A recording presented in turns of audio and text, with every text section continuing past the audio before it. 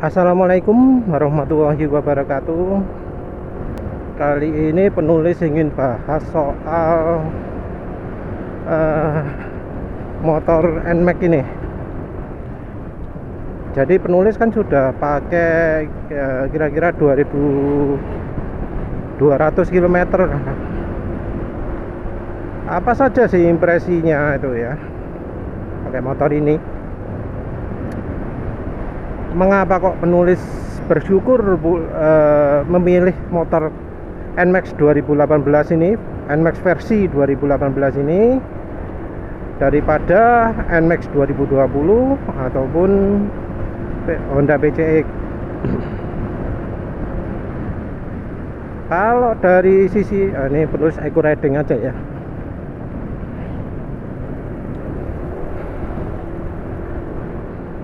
Kalau dari sisi kenyamanan,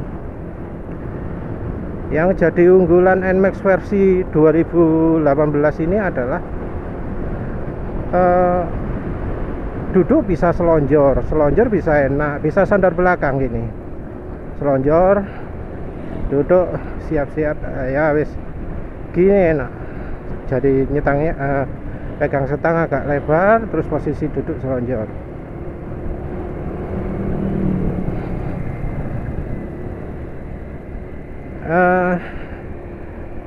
Pada waktu awal-awal itu ya, awal sebelum beli itu, penulis ya pinginnya maxi gitu ya, maxi.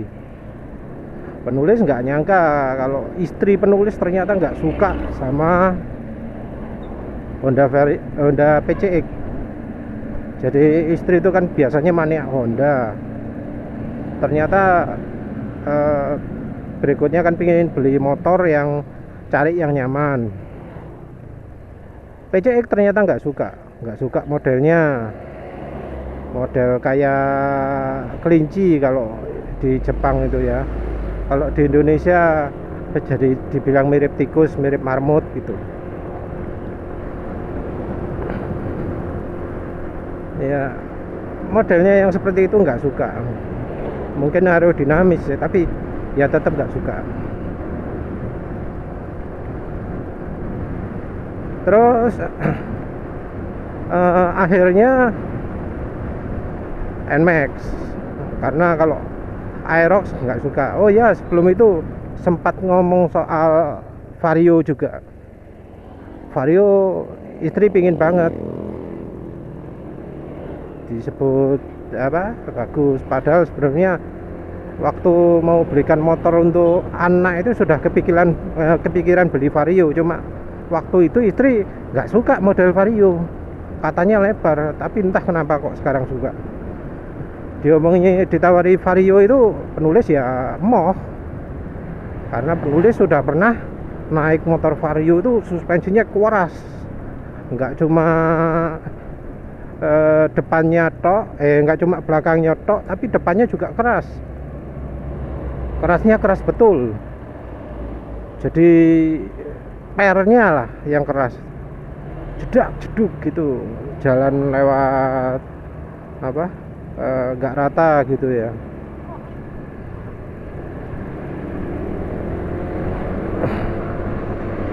Ya wes, akhirnya nggak jadi. Penulis coba bilang Aerox, istri yang nggak suka modelnya. Ya entah kenapa nggak suka ya, penulis nggak ngerti jelas, tapi yang jelas nggak suka modelnya, bodi belakangnya terutama. Terus pilihan jatuh ke NMAX. NMAX itu dibilang apa, teknologi lebih keren, mesin diperbaharui, ada baut CVT-nya dibesarkan sehingga mengurangi resiko dol. Ya oke, mungkin dari sisi mesin bagus, tapi ya itu modelnya nggak suka. Jadi penulis dan istri penulis sama-sama nggak suka modelnya, terutama yang bagian belakang itu. Bagian belakang kan gede banget kan, nggak proporsional. ibarat apa itu, bakpia, pia kacang hijau itu yang ditumpuki roda, jadi seperti roda yang nempel ke bakpia. Bagian atas dan bawah itu sama sekali nggak tersinkron, jadi nggak proporsional. Terus pokoknya intinya nggak suka lah. Hanya gara-gara model, penulis ya putuskan untuk pilih model lama. Dan ternyata setelah pilih model lama jadi bersyukur, karena ternyata banyak kekurangan dari versi 2020. Yang punya 2020 maaf ya, tapi ya penulis harus bahas kan, biar nanti pembeli berikutnya bisa mempertimbangkan. Karena ternyata Yamaha itu masih akan terus produksi versi 2018 selama konsumen masih pingin. Jadi selama masih ada permintaan, yang versi 2018 masih akan terus diproduksi. Yamaha yang ngomong gitu, kepala pemasarannya. Ya entah akan masih ada terus hingga tahun depan atau enggak tahu. Tapi yang jelas waktu penulis beli laris. Jadi penulis kan sudah dapat apa? Ini loh unitnya kalau beli nanti itu. Nah, tapi ternyata pas penulis sudah deal, sudah diurusi kreditnya macam-macam ya, oke. Ternyata unit tersebut sudah keambil konsumen lain. Dibilangi yang ready itu yang versi 2020. Kalau pengen yang versi 2018 harus inden dulu. Wih, edan. Iya, di awal-awal tahun kan 2020 inden. Ini kok sekarang 2018 versi 2018 yang inden. Wah, edan ya kan. Ya wis, terus akhirnya tetap maksa pingin 2018. Walau sama sales diomongi yang versi 2020 itu mesinnya lebih canggih, lebih halus, lebih bertenaga. Ya sempat agak tergiur sedikit, tapi kok ya itu loh modelnya itu loh yang nggak suka. Kalau yang depan itu sih masih lumayan lah, tapi kan kalau model belakang itu nanti tiap hari lihat itu munek-muneknya itu loh, nggak suka. Ya terserah, mungkin ada yang suka model yang seperti itu, tapi untuk penulis nggak suka, sangat terganggu lah. Mungkin ada metode trik-trik biar lebih keren ya, ada beberapa yang misalnya kasih skotlet lampunya dibuat kecil dan seterusnya, tapi penulis nggak suka. Ya wes akhirnya tetap wes, jadi meskipun harus inden terserah, nggak apa-apa, inden nunggu. Ternyata nunggunya nggak begitu lama. Dapat motor fresh langsung dari pabrik. Dapatnya bulan 8 Agustus, dan motornya itu di suspensinya ada tulisan 28 bulan 7, 28 Juli. Jadi suspensi di motor itu produksi 28 Juli. Nah, kebayang itu motor produksinya kapan itu? Mungkin ya habis suspensi diproduksi, kirim ke pabrik Yamaha, di Yamaha dirakit, nyampe ke konsumen, ke penulis dalam waktu 2 minggu. Deweket itu kan, fresh dari oven langsung dari pabrik. Jadi sampai sekarang versi 2018 masih terus diproduksi. Yang penulis kan juga melakukan review ya pada saat mau beli NMAX itu ya.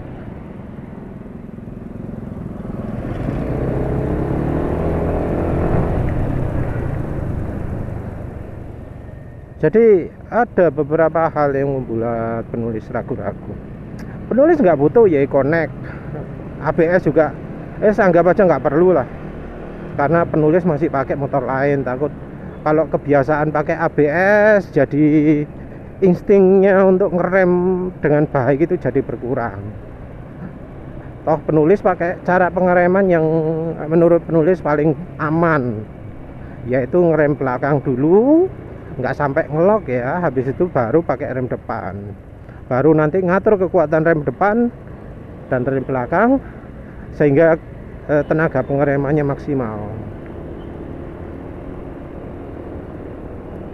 Nah, dari kelemahan-kelemahan itu ya saat itu ya, yang penulis pertama tahu itu ada masalah engine check. Nah, jadi di Yamaha NMAX yang paling baru itu sering muncul engine check, entah kenapa gitu. Katanya sudah diperbaiki, kalau di reset ECU nya bisa hilang, tapi jadi muncul lagi. Penyebab munculnya juga aneh-aneh, katanya karena pakai sandar samping. Iya bener, kalau pakai sandar samping mesin nggak mau menyala, tapi kok sampai muncul engine check, kan aneh toh. Kalau di NMAX lama ini emang kalau kita turunkan sandar kaki ini ketika mesin lagi menyala, maka langsung muncul tanda engine check. Jadi muncul engine check di dashboardnya. Ini kelihatan nggak ya?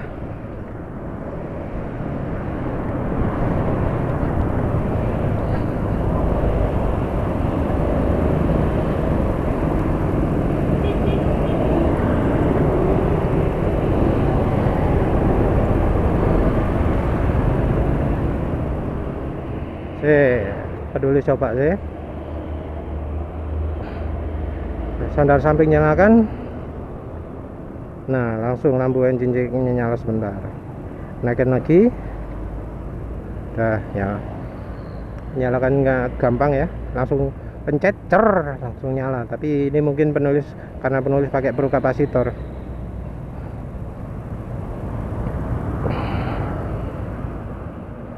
Jadi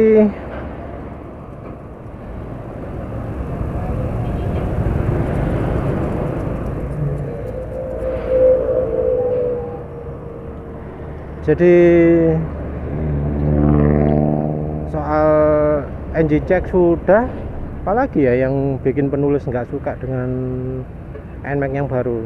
Oh iya, ini waktu lagi sudah nego macam-macam ya, soal injakan kaki. Jadi penulis lihat review Motor Plus kan nggak salah, YouTube, itu diomongin injakan kakinya itu jadi lebih pendek.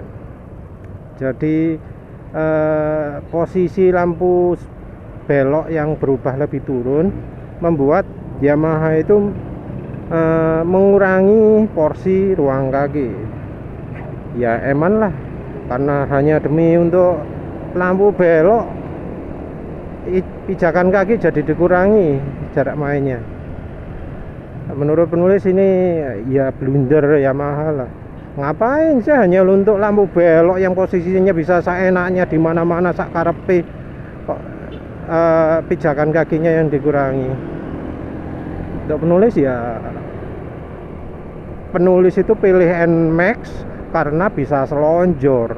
Kalau selonjornya dikurangi, kalau jadi selonjornya nggak enak, ngapain beli NMAX, rugi. Ya wes, nggak jadi beli NMAX dah. Nggak jadi beli yang versi 2020. Penulis nggak butuh yang smart key, pakai kunci biasa aja beres. Ngapain pakai smart key, daripada nanti ribet pas ada macam-macam malah repot. Terus apa lagi, Y-Connect jelas nggak perlu, ngapain pakai Y-Connect. Terus apa lagi ya,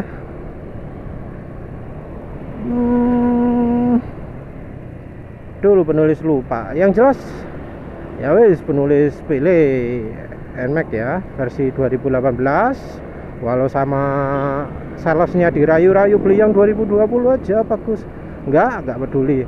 Ya ternyata lucunya penulis malah harus inden ya 2018, sementara yang versi 2020 gak inden, langsung ada. Lucu ya. Terus kemudian ya wes penulis beli. Komentar pertama gimana? Nah, penulis bandingkan itu dengan testimoninya Bro Kobayogas yang sudah punya motor NMAX setahun. Penulis lupa detailnya apa aja, tapi disebutkan NMAX itu mesinnya getar. Oke, mesinnya getar. Penulis juga ngerasa getar waktu pakai standby, pakai diam di tempat sandar tengah, di belayar emang getar nemen, getar banget. Bodi ini bagian depan sampai getar, itu parah itu. Kalau apa PCE katanya nggak sampai getar kayak gitu, halus mesinnya PCE atau mesinnya itu Honda ADV itu halus. Bannya kempos.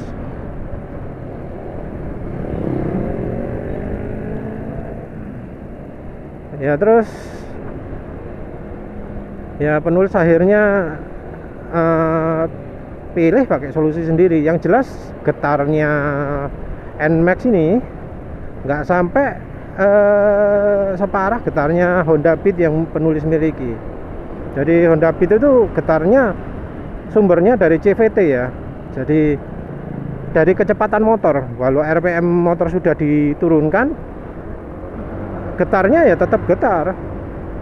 Jalan gaspol sama nggak digaspol, kalau kecepatan segitu ya getarnya segitu. Jadi getar itu tergantung pada putaran mesin, pada kecepatan. Jadi ini yang menyebabkan penulis menduga yang masalah itu CVT-nya nggak balance atau gimana. Yang jelas CVT-nya bikin getar, dan getaran ini sangat-sangat mengganggu, bikin capek tangan. Entah ya, yang lain mungkin nggak merasakan ya, mungkin karena nggak pernah ganti-ganti motor. Tapi motor penulisan Suzuki Spin biasanya itu, waduh, kaget banget naik Honda Beat pertama kali. Getarnya aduh biasanya nyampe kantor bisa enak aja, atau pulang itu nyampe langsung bisa bisa ngapa-ngapain. Ini harus istirahat dulu, saking bikin kejunya itu. Harus istirahat dulu, duduk beberapa lama gitu, istirahat, buat tangannya nggak keju lagi. Ya anulah, sangat mengganggu lah. Yang punya NMAX ini enggak, getaran itu sumbernya dari dentuman mesin, dari pembakaran. Jadi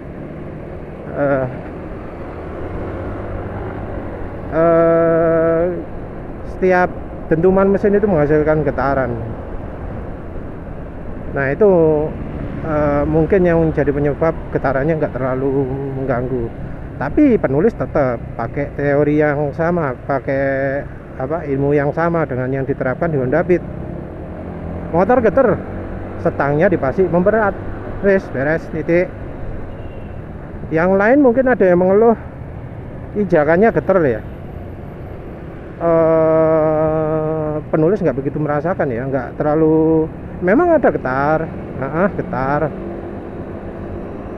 Tapi bagi penulis nggak mengganggu getaran di kaki itu. Mungkin ya karena entah karena bensinnya ganti atau pakai pro kapasitor atau apa. Yang jelas getaran kalau di mesin nggak terlalu mengganggu. Terus apalagi selain getar, suspensinya keras ya. Pakai R gede, keras. Nah, kerasnya itu bisa bikin sakit pinggang. Nah, apalagi kalau kebiasaannya naik Next 2, naik Suzuki Spin, wah, kerasnya itu wis nggak manusiawi. Jadi penulis memang merasakan sendiri, suspensinya keras sekali. Pinggang itu sampai sakit. Kalau setiap jeduk sampai terasa di pinggang.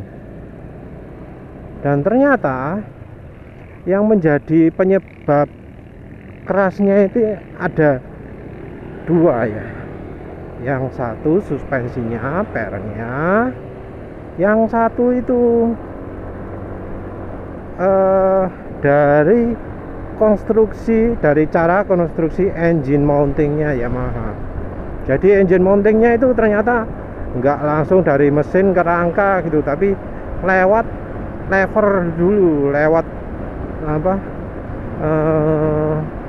batangan besi dulu, sambungan dulu. Nah, sambungannya ini bisa bergerak terhadap mesin dan terhadap rangka. Jadi kayak apa ya? Kayak ayunan gitu ya. Hasilnya ya mungkin efeknya stabil ya. Itu alasannya pakai itu kan, biar motor itu stabil. Mungkin stabil di getaran-getaran kecil itu stabil. Tapi masalahnya begitu kena getaran besar ceduk, nah, gitu ya. Itu getaran kecilnya itu semuanya dikumpulkan terus dihentakkan ke badannya rider. Jadi tenaga gede langsung sentakan. Jadi kayak di palu gitu.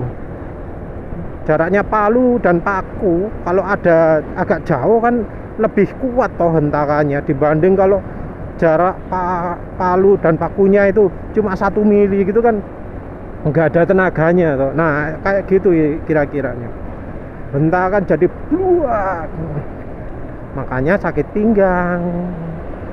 Dan ternyata nggak cuma NMAX aja yang kayak begini, tapi PCX pun sama, ADV pun sama. Jadi makanya kalau pemilik ADV, PCX ngomong keras sakit pinggang itu ya sumbernya itu.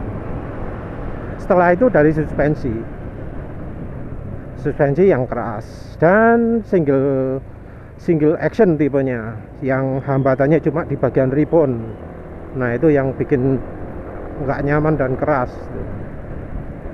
Dan penulis pun selesaikan itu. Yang pertama adalah bagian engine mounting itu yang kelihatan ada renggangnya itu diganjel sama karet, disandar tengah dulu terus diganjel. Terus habis itu suspensi belakang ganti yang aftermarket. Cuma sayangnya nggak ada pilihan yang bagus ya, yang ideal nggak ada. Nemunya cuma ya yang semi ideal, merek DBS. Ukuran pernya terlalu empuk, tapi bisa ditingkatkan dengan preloadnya cukup banyak, jadi bisa dibuat lebih keras. Idealnya sih pernya pas, tapi nggak ada ya, jadi terpaksa mengandalkan preload. Dengan preload itu udah membantu, udah. Sekarang itu mau selonjor, mau duduk nyantai sendirian mau empuk, apalagi kalau boncengan mantep, empuk dan nggak mentok. Baik itu jalan kencang, jalan pelan, nggak mentok. Itu keunggulannya.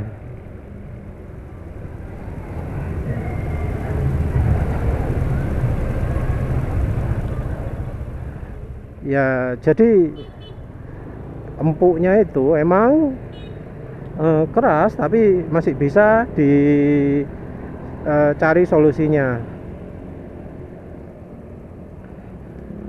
Jadi wes bener keras, tapi bisa dicari solusinya, dibuat lebih empuk.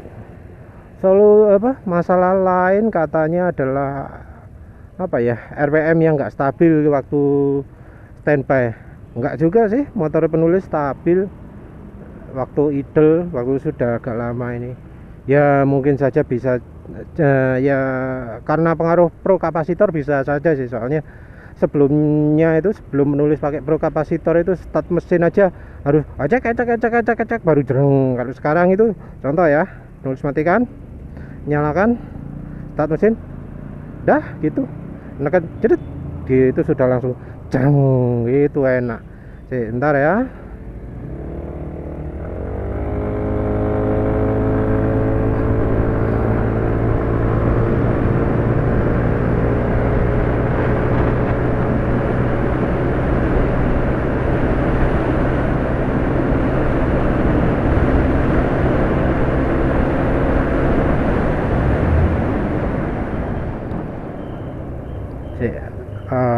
kurang pas, pingin 0-100.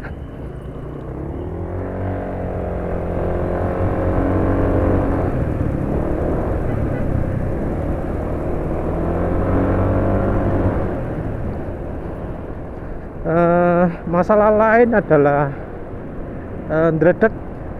Jadi waktu start dredeg, ini motor sudah 2200-an, 2300. Penulis nggak merasakan yang penyakit gredeg itu ya. Jadi di saat start awal gredeg, mungkin karena penulis kalau start itu mesti pelan-pelan, halus-halus gitu. Jadi nggak langsung tekan langsung keras itu. Meskipun tadi yang nyoba 0-100 juga penulis nggak pakai tekan keras, tapi pelan-pelan.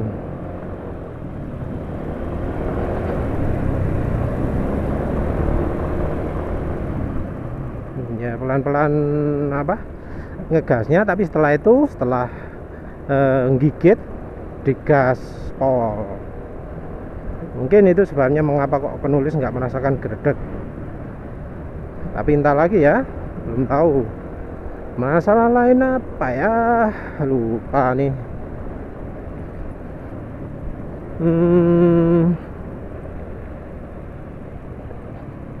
Oh iya,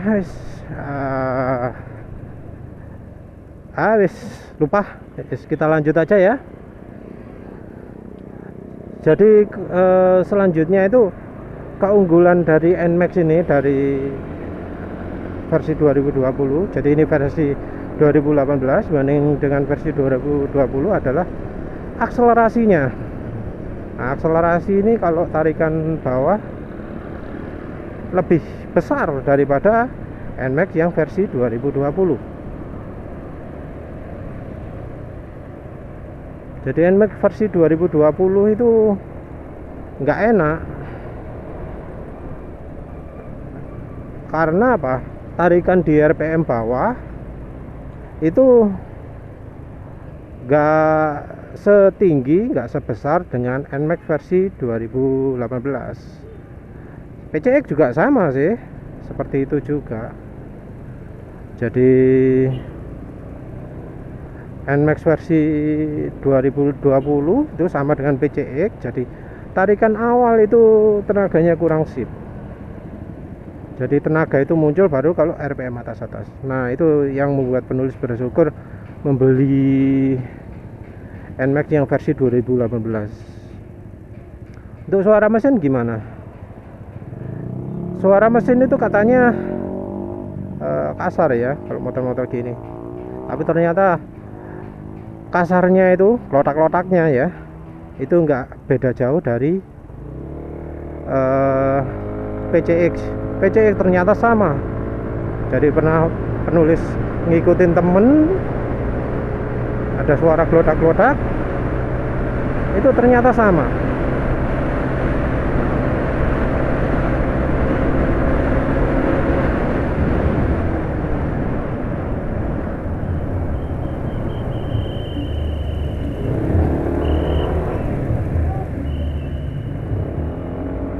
Jadi suara glodak-glodaknya itu sama. Kalau suara yang selain itu yang bisa kerasa krosak, itu udah beda lagi. Itu sudah karena oli mesin, beda ya. Jadi suara mesin klodakannya sama. Jadi suara klodakan yang penulis mas itu kalau akselerasi bunyi, nah bunyi gitu tuh, terang gitu loh. Itu bunyi khasnya NMAX atau Yamaha ya, mesin Yamaha ya. Suara mesin Suzuki nggak gitu, Honda Beat nggak gitu, tapi PCX sepertinya sama. Terus apa lagi ya, Mio kayaknya juga sama. Yang versi 2020 lebih halus, tapi nggak begitu banyak bedanya.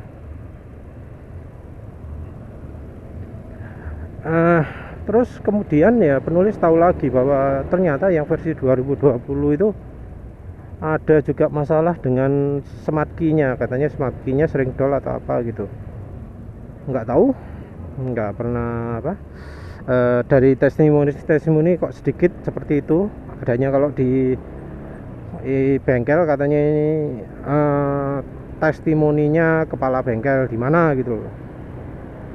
Dari teman penulis sih, katanya saudaranya itu kepala bengkel Yamaha. Nah, katanya smart key-nya 2020 itu bermasalah, entah kenapa ya, mudah dol.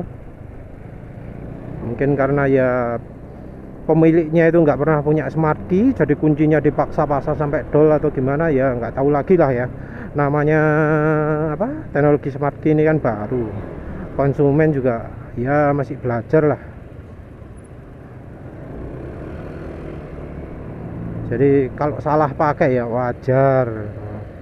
Jadi sudah ada smart key tapi kok nggak muter-muter, dipaksa sampai akhirnya jebol, ya bisa saja terjadi soal gitu. Nah, salah lain apa lagi ya, untuk soal rilis yang NMAX ini nggak begitu irit ya dibanding dengan PCX atau NMAX 2020, kalah irit lah. Tapi untuk menulis sudah cukup ya. Kalau pakai bensin Pertamax dibuat eco riding itu bisa 1:50. Penulis pun juga pernah ya, sudah ngisi premium mungkin sekitar 50%, nyoba eco riding pagi-pagi itu jam 6:30 itu juga bisa 50 km per liter. Itu ada mandek-mandeknya juga kalau nggak banyak. Kalau banyak mandek-mandeknya eco riding itu kira-kira 45 km per liter. Kalau pakai saenake, pakai gaspol, pakai ya saenake lah ya, itu kira-kira 40 km per liter. Nah, ini nggak jauh beda dengan konsumsi bensin biasanya pakai motor Suzuki Spin yang 125 cc, atau dengan Honda Beat yang 110 cc, atau Suzuki Next 2 yang 115 cc. Sama ya, nggak ada bedanya, irit kok. Jadi penulis itu biasanya ya 10.000 bisa untuk 2 hari di Suzuki Spin, lebih dari 2 hari kalau di Next 2, kurang dari 2 hari kalau di Honda Beat. Ya ini kira-kira 2 hari juga 10.000 lah. Irit kalau ini motor kencang, irit juga. Jadi walau dibilang lebih boros dari PCX, lebih boros dari NMAX 2020, nggak nyesel lah. Ini dengan motor penulis yang lama sudah sama-sama irit. Ini penulis bilang 10.000, ini 10.000 premium ya. Sekarang ini NMAX penulis kan sudah pakai premium. Terus tapi ya ada kelemahannya. Kelemahan yang paling parah itu adalah rakus oli. Bukan berkurang ya, penulis masih belum mengalami vampir oli itu. Jadi katanya kan kalau NMAX atau mesin Yamaha itu pada umumnya olinya itu cepat habis, jadi oli cepat berkurang. Penulis nggak mengalami itu. Penulis sudah coba ya oli resmi sih, belum lama, tapi ya 700 km itu nggak kurang rasanya.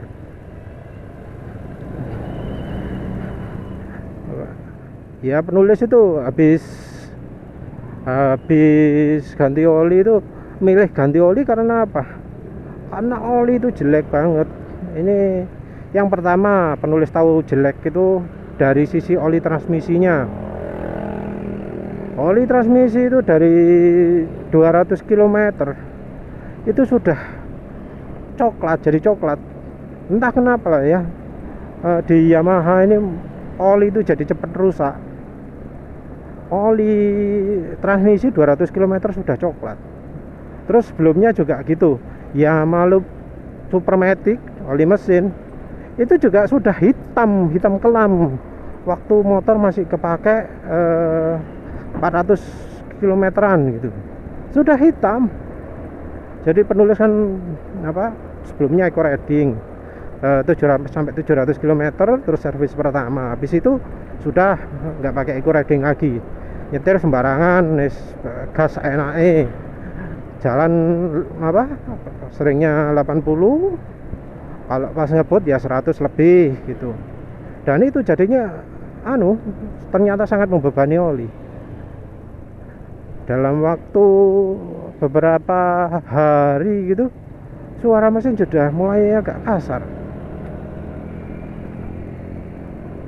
Terus akhirnya sampai suara mesin sudah mulai nggak bisa ditoleransi untuk menulis gitu ya. Penulis pun ganti oli Fastron Techno 15W50. Asalnya sih keraguan-ragu, tapi yes, dimatengkan aja pakai 15W50.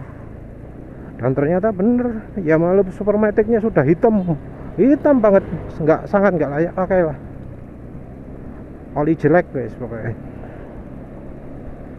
Wes akhirnya penulis pakai itu 15W50. Tapi ternyata oli Fastron Techno ini yang di motor lain itu bisa awet banget. Jadi nggak awet kalau dipakai di NMAX. Jadi kan dulu itu penulis pernah itu sampai lebih dari 6.000 lah di Next 2, bahkan 9.000 sebelum suara mesin mulai kasar. Nah, kalau di NMAX ini penulis sudah mulai dengar suara kasar di 800 km. 1000 km sudah siang-siang begini loh suara mesin sudah kasar. Padahal tadi penulis banyak yang eco ridingnya ya. Itu suara mesin kok siang-siang, malam-malam pun suaranya mesinnya kasar. Itu nggak bisa toleransi, harus ganti oli. Sekarang penulis pakai 10W40. Saya dengar suara mesinnya gimana sih?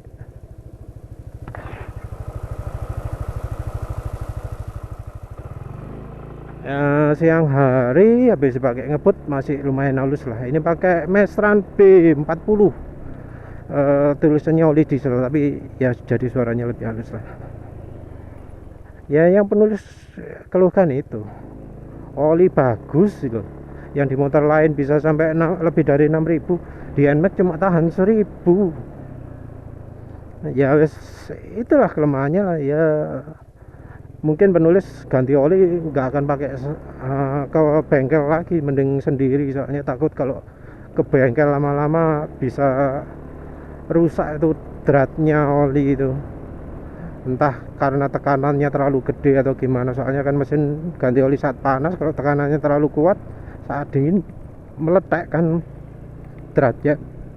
Ya maaf ya gitu aja lah. Intinya penulis puas, yang lain-lain bisa diakali. Sudah sekian saja, terima kasih sudah menonton. Assalamualaikum warahmatullahi wabarakatuh.